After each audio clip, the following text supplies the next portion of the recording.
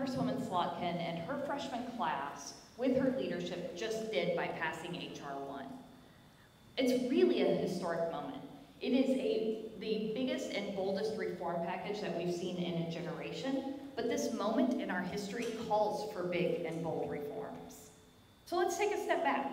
I promise I won't talk for too long. And think about how we got here. Well, our name is End Citizens United, so you may know that I'm a little concerned about this little Supreme Court decision in January 2010 called Citizens United that took two really terrible ideas and merged them together. And it said, money equals speech, and corporations are people, and it put a for sale sign on our democracy. And then right here in this district, what that's meant is that in 2008, right before Citizens United was decided, there was $83,000 of outside spending. Thousand. Anyone want to take a guess what it was in 2018? 15 million? That was a pretty good guess. Oh, it was almost $10 million. An 11,000% increase. And what that does is it actually drowns out the voices, not just of everyday people, but it actually drowns out the voices of candidates as well. Because you have all of this dark, undisclosed money pouring in. And no longer is it two candidates saying, here's who I am, here's what my priorities are, here's what I believe in, and here's why you should vote for me. Now it's groups called, you know, We All Love Puppies, putting up ads on TV, and they don't have to say where their money's coming from, or what they believe in, or why they're spending that money, right? And I think that's wrong. Right now, 71%, I know I like numbers, I'm sorry, 71% of individual contributions, all total contributions into our elections in 2018, was donated by 0.47% of the population. So less than 0.5% of Americans are donating almost 3/4 of the money that we're seeing in our elections. That's not democracy. That's not one voice, one vote, right? And that's what we're fighting against, and that's what Congresswoman Slotkin understands. She understands this isn't just a threat to our democracy, it's a threat to our very national security, right? And so I was here in July, and she said, here's what I'm gonna do. I'm gonna fight to get big money out of politics. I'm gonna lead by example in my campaign, and I'm not gonna take a dime from corporate PACs. Let's give her a round of applause for that.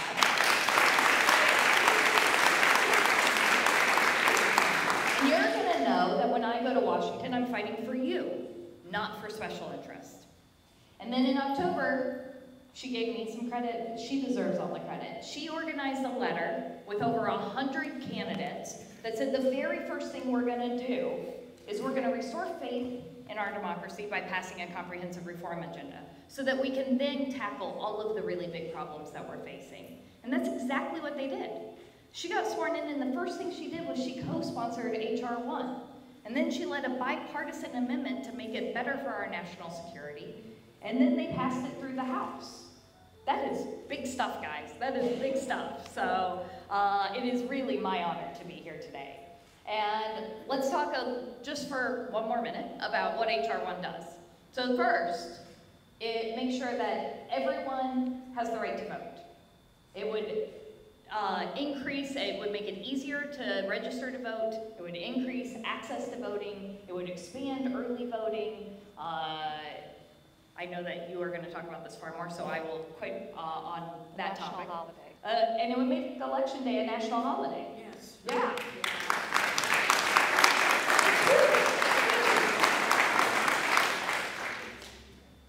Number 2.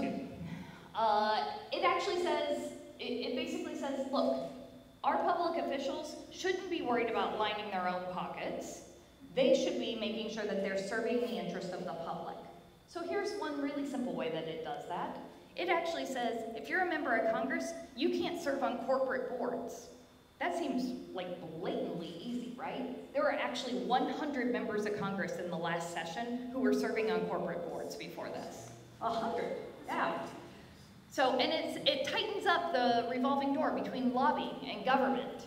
And it says, if you are gonna lobby, you actually have to register. You can't just keep pretending you're not a lobbyist when we all know you're a lobbyist.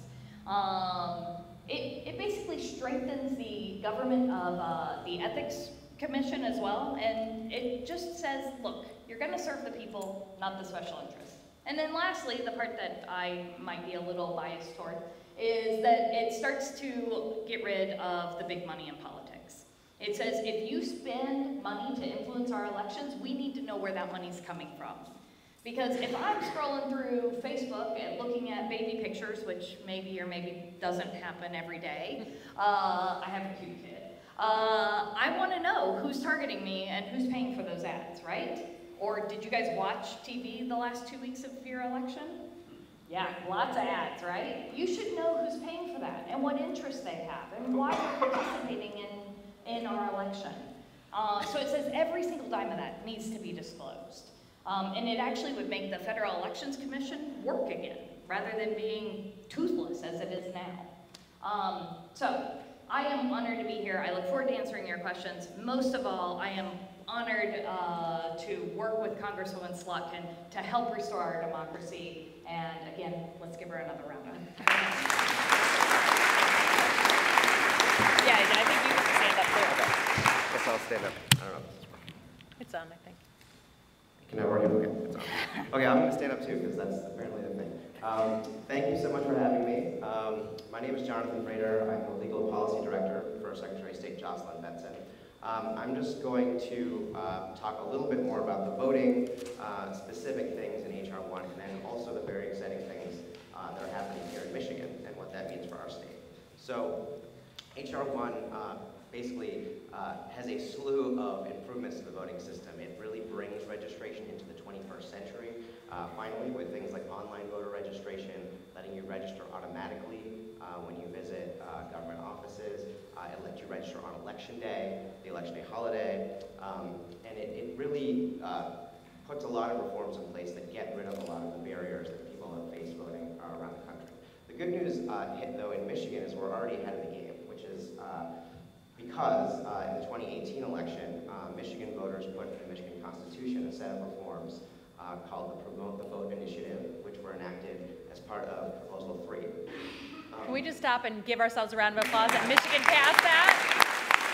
It's good that Michigan passed that. Exactly. So after many years of being a little behind, frankly, on a lot of voting reforms, we are now right in the forefront in terms of modern and accessible and secure election system.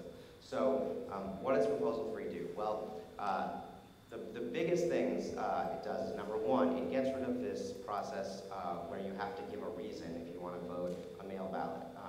You can now vote an absentee ballot without giving a reason, so you don't have to say I'm sick or I'm out of town. You can just do it. If you want to vote by mail, you have that right. You can also use that same process to vote early before Election Day. And there are expanded hours on the weekend before Election Day where you can go into your clerk's office and get a ballot and you can vote in there. So that's going to help cut down on some of the challenges faced by having to vote on that one Tuesday, both for the voters who have to get to the polls and also for the election workers who have to deal with the very long lines, especially in places like East Lansing where you have a large student population. It creates in Michigan a right to automatic voter registration. What that means is when you go to the Secretary of State and get your driver's license, your personal ID, you are now going to be registered unless you tell them not to register you. So it gets rid of the extra voter registration form you have to fill out. You provide the information. If it indicates that you're a citizen, that you're old enough, that you are a resident, you then get registered. You can opt out if you don't want to register, but basically it makes the default that you're registered to vote. And then it lets you register on Election Day. So we have had previously in Michigan one of the farthest out book closing deadlines, 30 days before the election. Proposal 3 gets rid of that. So you can now register up to 14 days before the election in all the other ways you used to be able to. But you can also now go into your city or township clerk's office and register on Election Day. So that gets rid of the problem for a lot of people who may have moved or who may not have known about the registration deadline, and you're now going to be able to register up to Election Day. That's, again, something that's very important for college students who may be moving right before an election and others. So it has a lot of other great things in it, too, like it guarantees the right to a secret ballot. It has protections for military voters to make sure they get their ballots on time. It requires checking election results to make sure they're accurate. So it does a lot to improve the access and security of our elections. What that means for us is as we're going into election season, we have local elections in May, and then a series of elections leading up to, of course, the high-profile 2020 elections, is we need to put all these rules in place. And also, importantly, we need to talk to the election officials and the voters to make sure they understand how all these new rules are going to work. So one of the things that the Secretary has done is she's convened an advisory committee, an election modernization advisory committee. That is composed mostly of local election officials, local city clerks, some county clerks. It also has some national experts on voting and elections. And it has members of advocacy groups who represent the diverse communities of Michigan. So they're going to come together and make a set of recommendations for how we can implement this new constitutional requirement best, and also explore other reforms to make the voting system better. The other thing I'll just mention quickly is Proposal 3 was not the only constitutional amendment. We also passed Proposal 2, which creates an independent citizens redistricting commission. So that will be replacing... Now let's hear for Tom 2.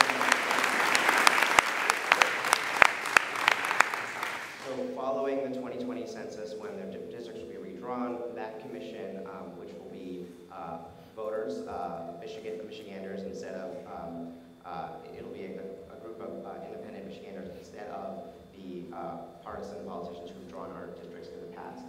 That will be convening in 2020, and then they will be drawing the districts for all future elections. So it's a very exciting time for reform, both nationally and in Michigan, and I'm excited to talk to you more about all of that. Great. All right. Okay. Oh, more questions. Excellent. Okay. Can you hear me in here? Oh, there we go. All right. I'm just going to start going through these, and we will kind of pick whoever has the most expertise on that question we'll turn to. I do think we are live on Facebook right now, so hopefully we have a good crew who's watching us there. Oh, there's Facebook waving at us over there. Thank you, Facebook. And so we'll have lots of people, and if we have questions from Facebook, then they'll be written down on a card and put in here. Okay, the first question. Can someone charged with a felony vote after successfully completing their sentence? My daughter was told no at the Secretary of State's office when she tried to register. As soon as you are released from jail or prison, you can vote in Michigan. So you are allowed to vote with a past criminal conviction in Michigan as long as you have completed the incarceration. Oh, sorry. Maybe pick it up. I'll just pick it up. In Michigan, if you have left jail or prison, you can vote. So if you have a past conviction, once you're out of jail, you're allowed to vote. So if she was told that was wrong, once she's completed the incarceration, she can vote. And I'd appreciate whoever submitted that. Please follow up with me so we can figure out what happened then. Okay, next one. With automatic registration of driver's license, or with automatic voter registration that comes with driver's license, how will that work with the states that allow illegal immigrants to get licenses? So I think if I understand the question correctly, there are some states that do allow people who are undocumented